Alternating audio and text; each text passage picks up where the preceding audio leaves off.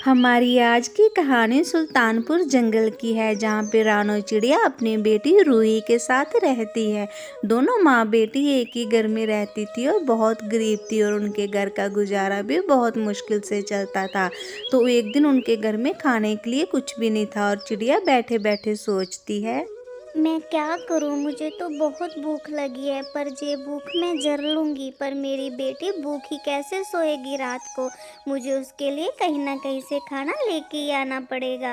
तो तभी रानो चिड़िया काले कौवे के पास खाना मांगने के लिए जाती है।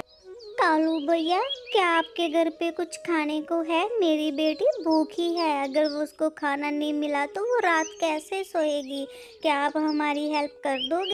हाँ हाँ रानो चिड़िया, तुम फिक्र क्यों करती हो मेरे होते हुए? तुम क्यों ऐसा कर रही हो? जब तुम्हारा पति जिंदा था तब तुम लोगों की हालत अच्छी थी। अब मैं समझ सकता हूँ, उसके जाने के बाद तुम लोग बहुत गरीब हो चुके हो। और वो मेरा दोस्त भी था। मैं तुम लोगों की मदद नहीं करूँगा तो भला कौन करेगा? तो तभी कालू अंदर जाके चिड़िया के लिए खाने को लेके आता है। ये लो चिड़िया बहन, तुम फिक्र मत करो। ये खाना तुम अपनी बेटी को जाके दे दो और तुम दोनों कभी भी भूखी नहीं रहोगी। आगे से कभी भी मेरी जरूरत हो तो मेरे पास आ जाना। मैं तुम लोगों की मदद जरूर करूँगा। मैं आपका कैसे शुक्रिया अदा करूं कालू भैया। आपने इनके जाने के बाद हमेशा मेरी और मेरी बच्ची की हेल्प की है। उसके लिए हम आपका जितना धन्यवाद करें उतना ही कम होगा। चिड़िया अभी वहां से जाने ही लगी थी तो तभी कालू की पत्नी गौरी वहां पे आ जाती है। आज भी फिर से आगे मांगने भूखी कहीं की। तुम खुद नहीं कुछ कमा सकती, जब देखो मेरे पति से आके कुछ ना कुछ मांगती रहती हो। चलो निकल जाओ, जहाँ से कोई खाना वाना नहीं मिलेगा आज के बाद तुम्हें हमारे घर से। तो गौरी अपने पति को अंदर लेके चली जाती है और चिड़िया उनको देखती रह जाती है। वो बहुत परेशान होती है और उसको समझ नहीं आता कि वो अपनी बच्ची के लिए अब क्या करे। चिड़िया घर जाके बहुत परेशान होती है और वो सोचने लगती है, मैं ऐसा कौन सा काम करूं जिससे मेरी बच्ची का पेट भी भर जाया करे और हम लोगों को 2 वक्त की रोटी भी मिल जाए। मुझे अब अपनी बच्ची के लिए कुछ ना कुछ करना ही पड़ेगा। मैं अब के बाद कालू भैया के पास कभी भी मदद लेने नहीं जाऊंगी। मैं अपनी बच्चे के लिए काम जरूर करूंगी। ऐसे ही सोचते सोचते सुबह हो जाती है और चिड़िया रात भर सो भी नहीं पाती।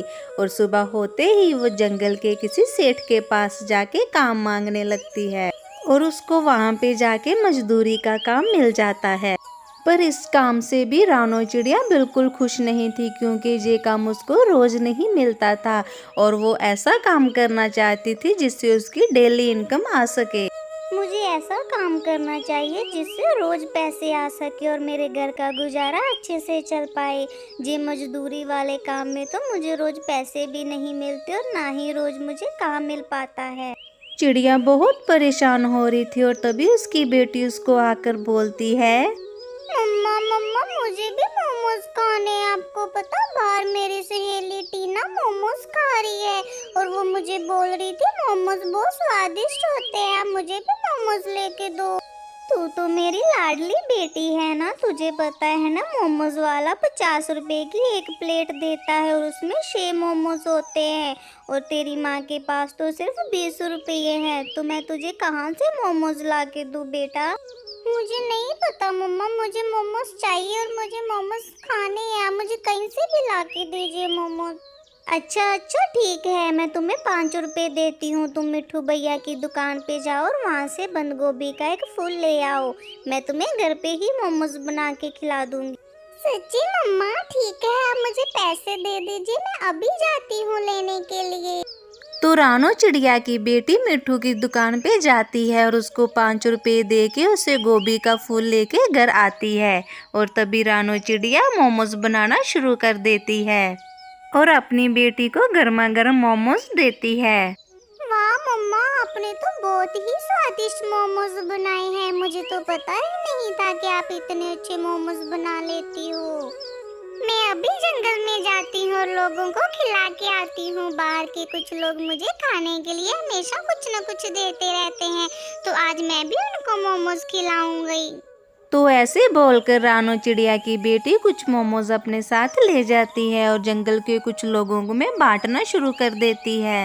अरे वाह, ये मोमोज तो बहुत ही स्वादिष्ट है। शुक्रिया, तुम हमारे लिए लेके आए, हमें खा के बड़ा ही मजा आया।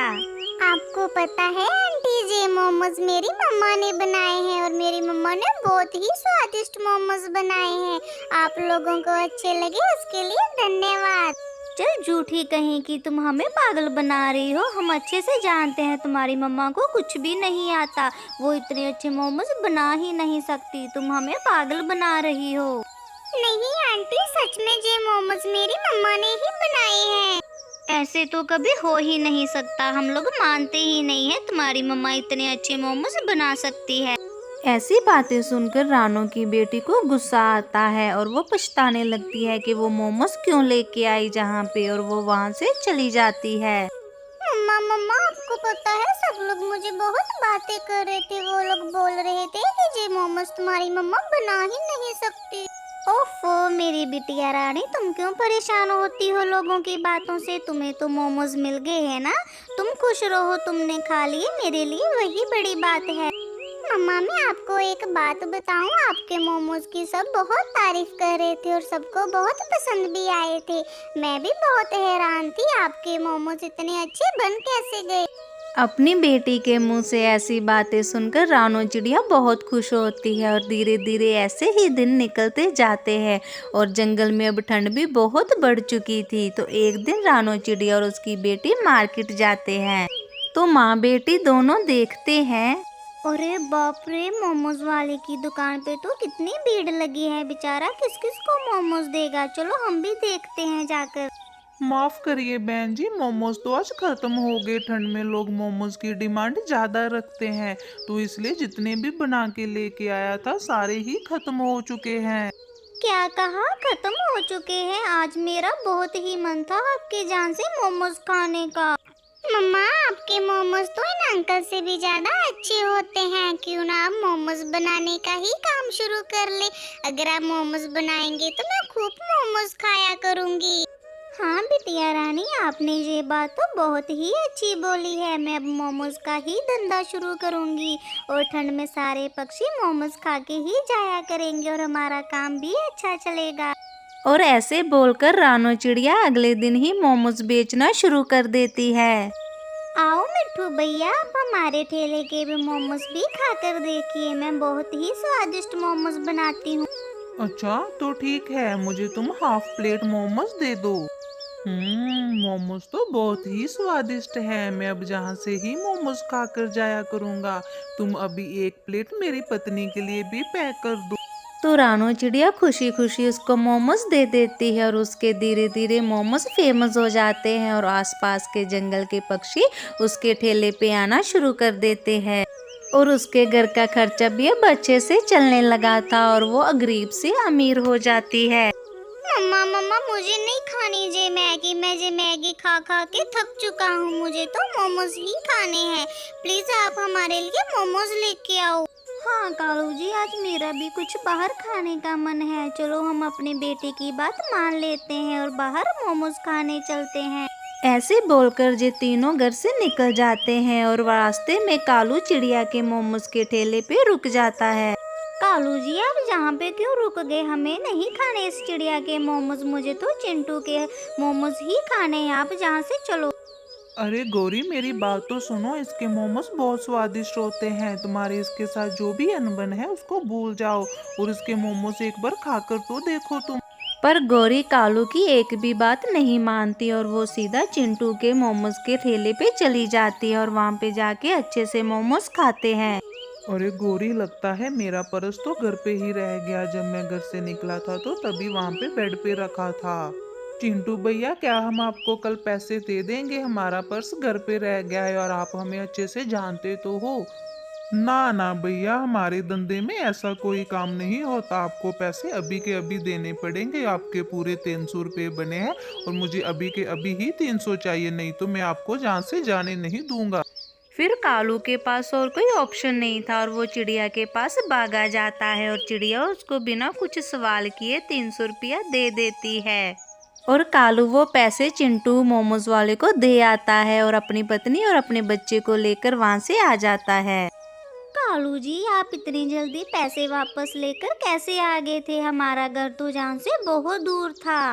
जिस रानो चिड़िया से तुम इतनी नफरत करती हो, आज उसने ही हमारी मदद की थी और बिना कोई सवाल किए उसने मुझे पैसे दे दिए थे। ये सारी बातें सुनकर गौरी को अपनी गलती का एहसास होता है और वो अब चिड़िया के मोमोज के ठेले पे जाने लगी और वहाँ पे रोज ही मोमोज खाने लगी थी और दोनों सहेलियाँ भी बन चुकी थी अब। दोस्तों, अगर आपको हमारी स्टोरी अच्छी लगती है तो प्लीज़ हमारे चैनल को सब्सक्राइब कीजिए और ज़्यादा से ज़्यादा शेयर कीजिए। Thank you.